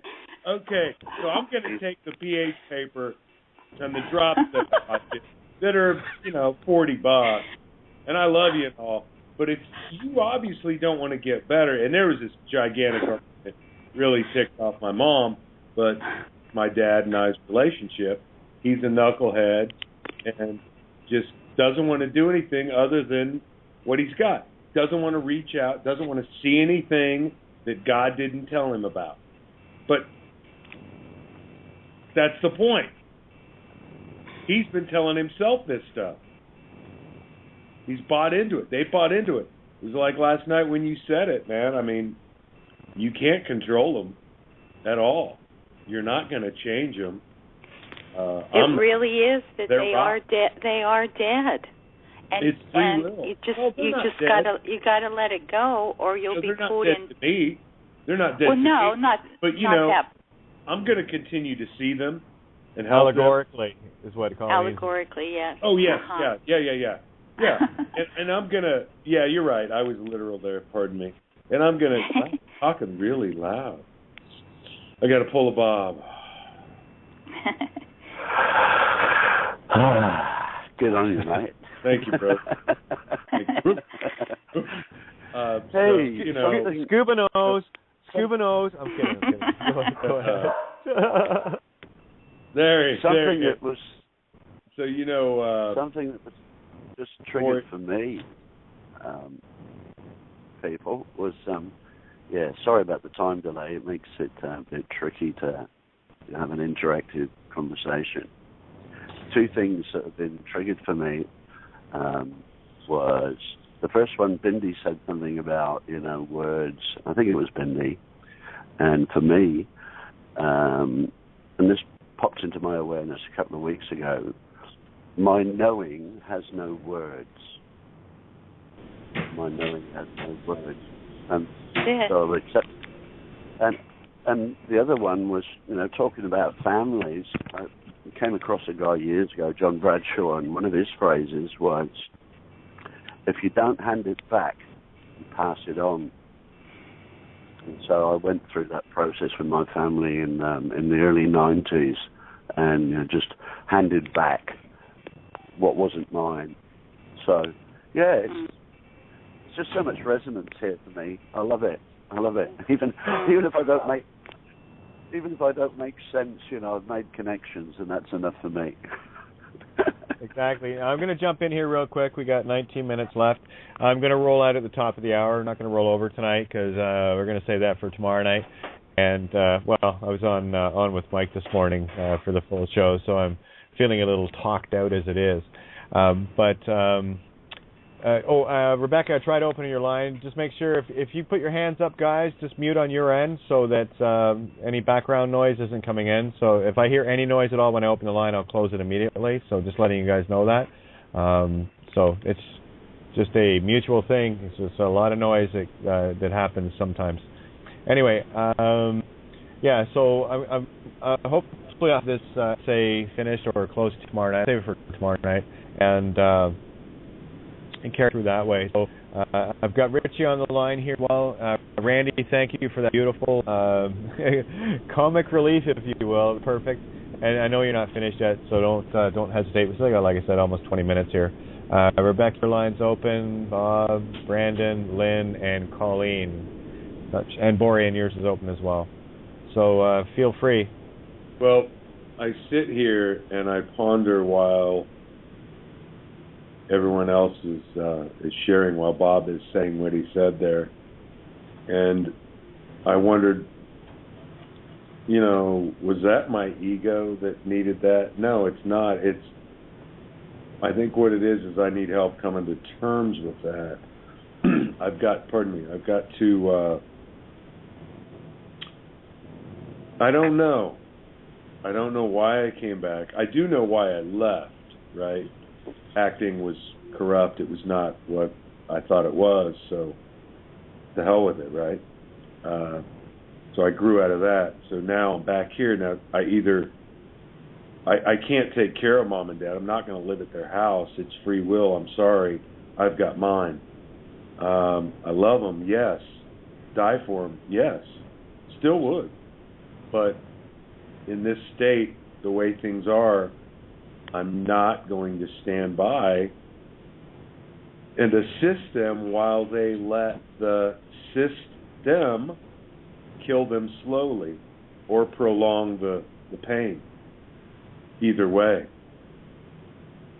So I think I'm at the spot where you were, brother. Randy, I went through that as well with my own father and my brother-in-law, and there's nothing more painful than watching people just continually do what the system tells them to do, and especially when they actually know better and saw the results for themselves. So this is another crucifixion. That's all this is. So save yourself, and you will save them in the process. Yeah, I mean, I was over. I had to get some ink for my printer, and I was in the neighborhood of where my oldest brother has a furniture store. You know, a posh place. He's got $10,000 sofas, whatever. I could care less. Really cozy though, I'll tell you that. Then I go in there and I just say, hey, and I touch him, and I'm a Gemini. What do you want? I'm going to touch you. I'm going to hug you. And he's like, I'm busy. Okay, great. And then he does his thing, and I come back and I'm talking to him. I make a coffee, and he talks about something Obama, this crap. And I said, do you really think they're different, the red and the blue guys? He said, no, they're the same. And I say, and yet you still watch Fox News and abide by their laws and procedures. When are you going to see that you don't have to? Did you sign the Constitution? Because I didn't. It has nothing to do for me or with me. I didn't sign it. The contract. You know contract law. Yeah, I know contract law. Yeah, don't tell me I don't need, all this stuff. And I just said, well, Jeff, I love you, but free will's a bitch. And I said, I'll see you later. And I walked out. Nice one. Sometimes the clue is let go. Hey, I'll tell you a story on that of not being able to really let go. When I was growing up, my father had a childhood friend that became a doctor, and I think he was pretty young, maybe in his 50s, and he was a kind of a chain smoker, and he ended up having to have part of his throat taken out, and he was a doctor. And a few months later, my dad went over to visit him at home, and here he had a cigarette in the hole in his neck where he had, the operation, and he was trying to smoke or have that sensation of smoking even after he had his throat taken out. So it really is allegorically they're dead, and there's nothing you can do. You can be who you are, who we are, and stand in our truth. And of course they're going to feel that when we're in their presence, but it may not be. I don't want to say but. It may not be like for my sister, my big sister. It was too late. When she finally came around and she was calling me about what she could do, the cancer was everywhere in her body except for in her brain. I think the thing about being a doctor though as well is like you lose the ability to self-heal.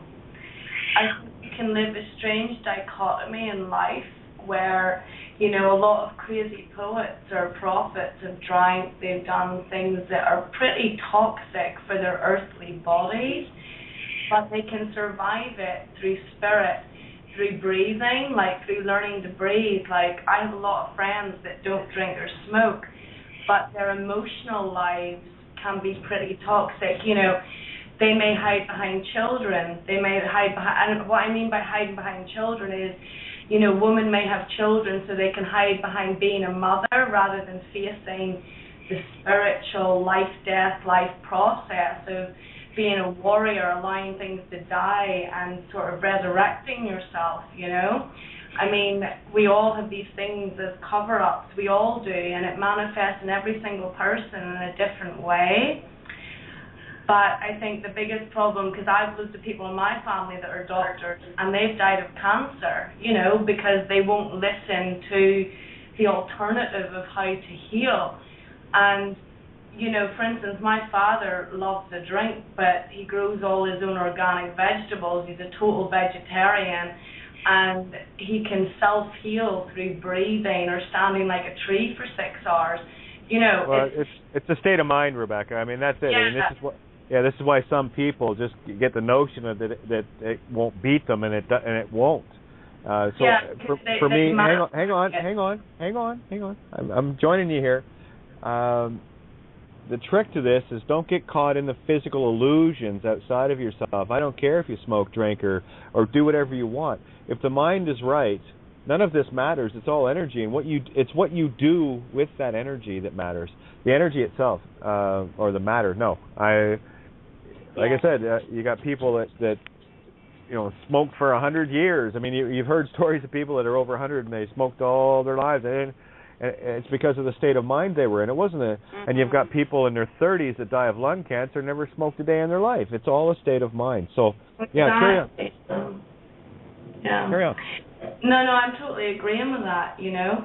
I mean, in a sense, like, I don't even know where to start with this conversation, but it's like, you know, I'm surrounded by so many people, health-conscious people, or people who like to drink, or people who work in toxic environments in banks or anything. Like, you know, I've met people who work in banks, they don't drink or smoke, but they've got lymphatic cancer because they're working in a toxic environment and they can't handle it because their immunity is too sensitive for that world. So it's almost like when you're on the wrong soul path, you get sick. That's it. You know, the soul gets sick when it's not on its right path. You can't ignore that, you know? But it's like if you're on the right soul path, you can have a drink or you can smoke or you can party or do what you want.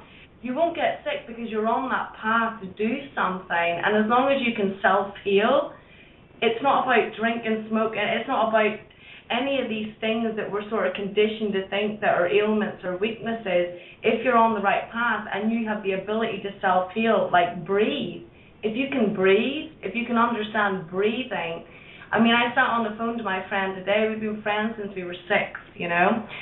She's just had a kid, a Muslim guy. He doesn't drink or smoke. She's given up drink and all this stuff. You know, all looks healthy on the outside, but she can't breathe, you know. She gets chest infection. She doesn't even smoke. And I sat with her for 4 minutes. And I taught her how to breathe into her belly, and she was like, Jesus, I've never felt that. I've never breathed into my belly. And it just dawned on me, like, I think we're surrounded by people who can't breathe. Like, you know, if you just breathe for a few minutes and tune in there, that's healing, that's self-healing. It doesn't matter what you do or where you do it or how you do it. If you can breathe, you can heal. Yeah, absolutely. The only comment I'm going to ask on this one is what relevance is what her husband is. That's the kind of divide and conquer I pick out every time, hon. I just didn't know why you had to mention that. It just. I think the divide for her husband is that, you know, he doesn't feel comfortable with people drinking or smoking in front of him. I think that's the thing. So. Oh, okay. Well, again, I always like to be very, very clear. So let's just leave it at that. It's got nothing to do with anything in terms of culture. That's a choice that he's making. So I really want to keep these lines that we have going right now, I'm keeping them crystal clear, and I will pull everything out. So just be mindful, everyone. Okay, and it's not. It's a scuba. That makes me feel uncomfortable because it's a sort of conditioning, as in, you know, I can't accept somebody else because these are my views. But it's like we're all humans, you know. It's kind of like, to me, that's mind control, you know. If you can't accept somebody being in the stage that they're at that time, then that's mind control. If you can't accept somebody just as they are, you know, no one has anything to prove to anybody, you know. Well, again, I'll just say I'll accept him as human, like the rest of us. 1 second, we only got 7 minutes till we're done here. I just want to do the quick shout out, and then you guys can do the wrap up thoughts, everybody. Okay. Just a great big thank you to Paul Giovanni and the crew at criticalmassradio.co.uk. Great big thank you to everyone involved at this table that is making a consciousness shift on this planet. The phoenix has risen. We've got the temples cracking, and shit is falling down around their ears, and all we have to do is think it. So anyone that can help out with Critical Mass, if you have the means, great. And if not, doesn't matter. Everything there is yours. Please help yourself and pass the word along. It is going beyond viral now. It's showing up everywhere. And you'll see it for yourself in the consciousness, and it's going to show up in the internet in that form. That being said, let's say we got about 5 minutes left here. 6 minutes, actually. So if you guys want to just jump in and give up some wrap-ups. Yeah. I'll jump. Please. I'll jump Richie, in. you haven't said anything yet. Yeah. What's up? Hey, we're the troops. The troopers. And true. Oops. Right? The troops are coming in, and we're causing a lot of oops. What did we do? And I just want to comment on Jason earlier. I've been all over the place here, putting the phone down, running around. But that's pretty good there when he's starting to see that stuff. Like, you know, he said that the road was shut down 7 miles, and 8 miles located there to Detroit. Eminem, you know, I'm sure he's heard of Eminem the rapper, and that guy smashes everything. Yeah. But anyways, yeah, that was pretty good. With it was shut down for 9 months, and then the story, unbelievable. And his name Jason too. Yeah, that's pretty cool too. And what I was thinking of yesterday, and it dawned on me last night, and it's kind of brought into a little bit. And it was a while back, several years ago, and this is, you know, when my journey took off. They're talking about the family tree, right? They got the tree with the little leaves, and this is my ancestor. This is my grandfather. You know, totally insane. And they were like, so Richie, where are you located on the family tree? Right? I'm thinking about it. And I'm like, I'm the guy with the hockey mask on down on the bottom of the tree with a friggin' chainsaw oiling it up. Yeah, I was bad boy does. I was going to say I'm one of the nuts on one of the branches there. Yeah, you know, that's complete separate and divide right there. You know, and I caught on to that little trick. You know, family tree. Yeah. Well, I don't want any part of that family. I tell you that right now. Yeah, again, that's the whole thing about the chainsaw. Stop playing around on the branches of the tree, boys and girls, because there's a bunch of us down at the bottom of the trunk with a chainsaw ripping the roots out. So, timber. Yeah. That's awesome. That works. Is that character called Adam? The chainsaw fella? I'd just like to leave you with this. Hello? Hello? Yeah, go ahead. Bindi was jumping in there, but go ahead, Bob. I know you got the delay, and then we'll get. I'll let Bindi do the wrap up because she's the one doing the real wrap up tonight. Okay. Well, I'll just leave you all with this. I smoke. I drink. I have my inner peace. I know who I am, and I am content. Have a great day, folks. See you next time. Thanks, Bob. All Bindi, wrap it up, Bindi. Lost my train. I just thought that whole isn't there a horror character called Adam with a chainsaw and a mask?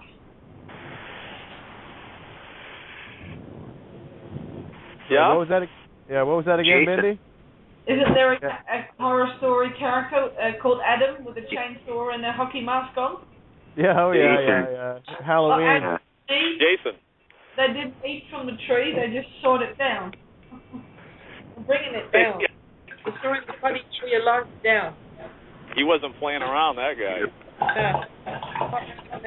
The allegory was cool. Top of his crotch, he had a chainsaw and a hockey mask. And you couldn't kill that guy. Oh, exactly. He was immortal. Yeah. His mother. He had mother issues. Exactly. Brandon. That's funny. He should have gone to see Sigmund Freud. And who's the other guy there? Young? Yeah. Oh, yeah. Yeah. Well, anyway, real wrap up. I love you all, and you all look beautiful from where I'm standing or sitting or hanging or, well, take your pick. You do too, Bindi.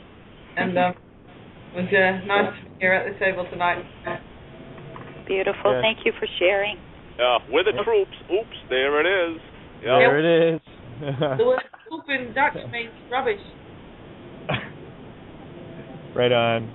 We got about a minute and a half here, guys, so I'm just going to, again, say a great big thank you to everybody that shows up every single night.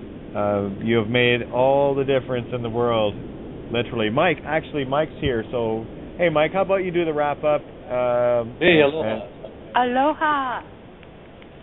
Aloha. Where I was today, I just shared some photos. Wow, I've had another beautiful, mystical, magical day. I'm very thankful.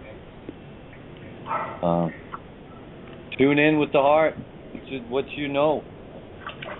The world is here for you, not to live someone else's dream, putting yours into reality and living it actually. So much aloha, much love.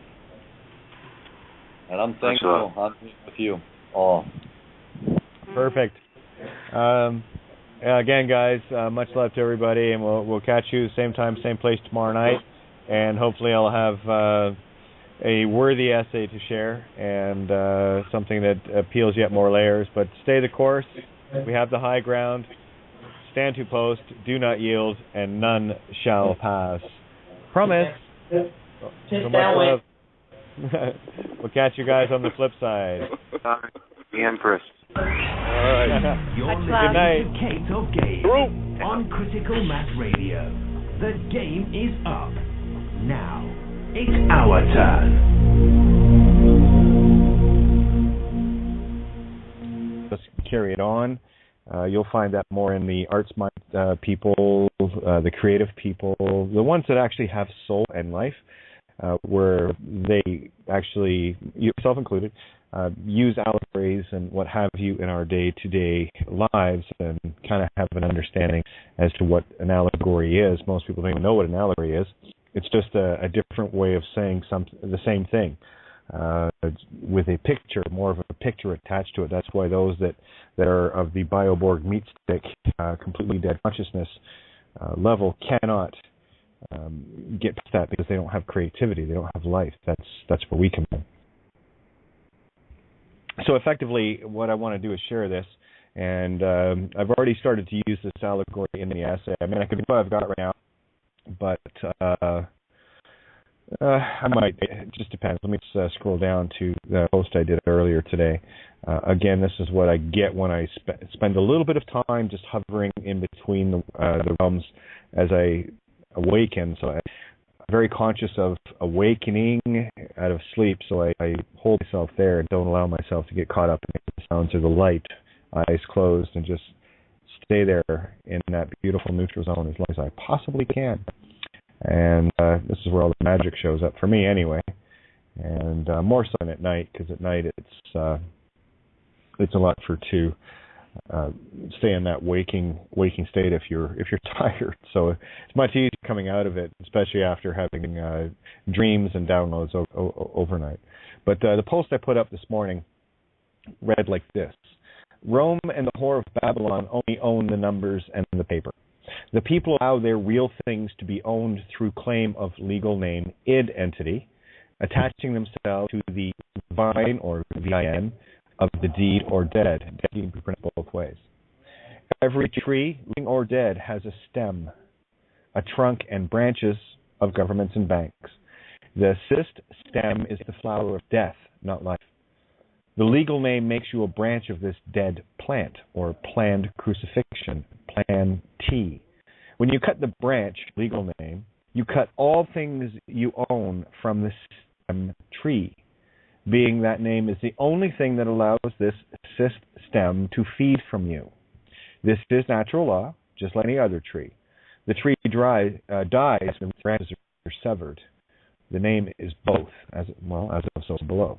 And that is, I think this will be more along the lines of an allegorical culmination of Babylon is fallen. So it would be more of the story time for that essay as well, which I'm going to get a lot more anagogic and allegorical with it and explain more and more of these little nuances that I talk about so often. I certainly don't take them for granted, but I also do understand that it's not as easy for others to get it. One, because I talk fast. Two, because I glaze over things too quick. And that's one of the reasons why I like to write. There's many reasons why I like to write, but I know full well that the times when I'm talking, I say things so quickly, and it's just out of, I won't say habit, but it's just out of knowing that this stuff just rolls off the tip of my tongue. It would be someone learning a different language and understanding it, where others aren't quite there yet, but are getting a grip on the language. So I treat this Phoenician or phonics the same way as I would treat learning any other language.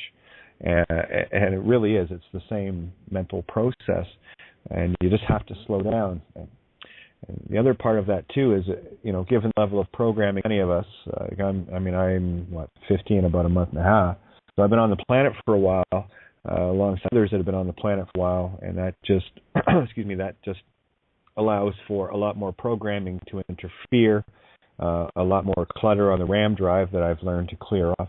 This is why children learn languages so quickly. If you can introduce a 5-year-old to multiple languages, and they'll get it right away because their thinking patterns are wide open. Their RAM drive isn't RAM jam full of shit and garbage, and they're closer to source, the ROM drive of the right brain. So these things, and of course they haven't had all the poisonings that we've been through in the physical sense of this reality. That's why children learn so much faster, because they're less corrupted, they've had less poisoning, they've had less influence, they're closer to source. That's why I like listening to children, because they know more. So pay attention to little ones. Again, another allegory of the same fractal. Call it a dashboard for a reason. You don't want to get dashed on rocks or beat around the head with a board. So it gets real crazy. Things like steer, ring, wheel. I talked about this I was on with Mike today on his show earlier.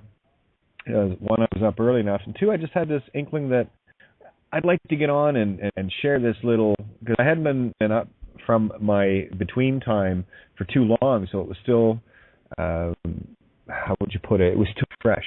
Percolated coffee was still perfectly brewed, So that's why I went on with Mike and hung out. We had Mike, you have a great show. I get nothing but compliments from people regarding your show, and it's just wonderful to be able to sit down at that table with them. And again, I'm there, Janet, so who else showed up?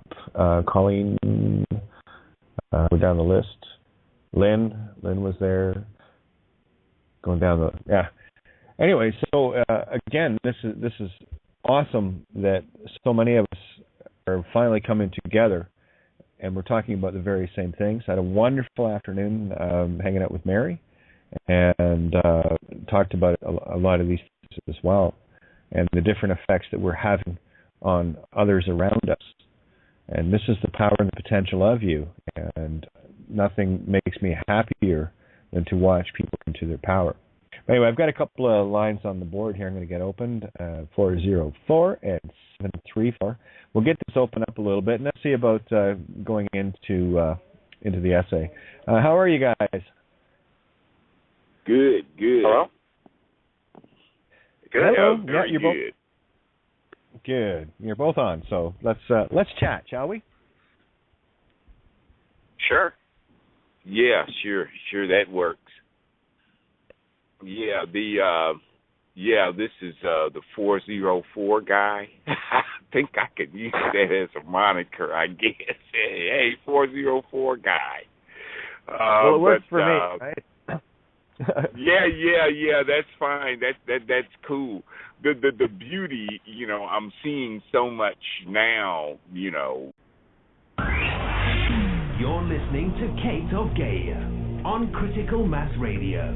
The game is up. Now, it's our turn.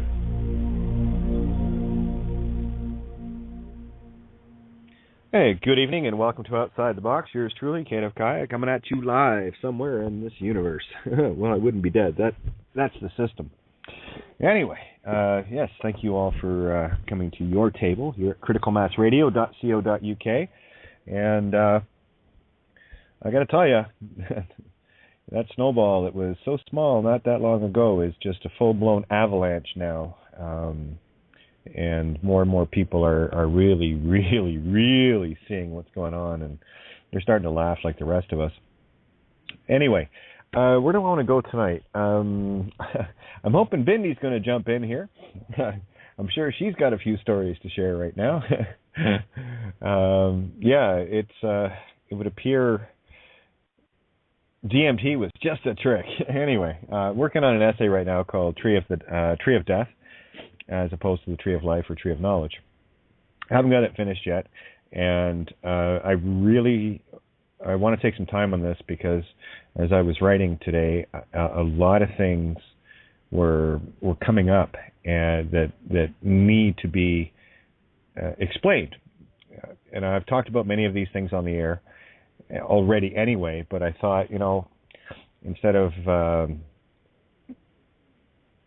not writing about it, I'm just going to expand, because one of the things I do when I write is things go fractal very quickly, and what I'm going to do is start expanding on those fractals in writing. It can just get to be a bit laborsome in terms of typing, and I'll tell you that's it can get pretty heady sometimes. So, but what I want to do tonight is I'm going to actually read something I wrote earlier today, and it's more or less what this essay is going to be based around, because I want to get into all of the allegories of this reality.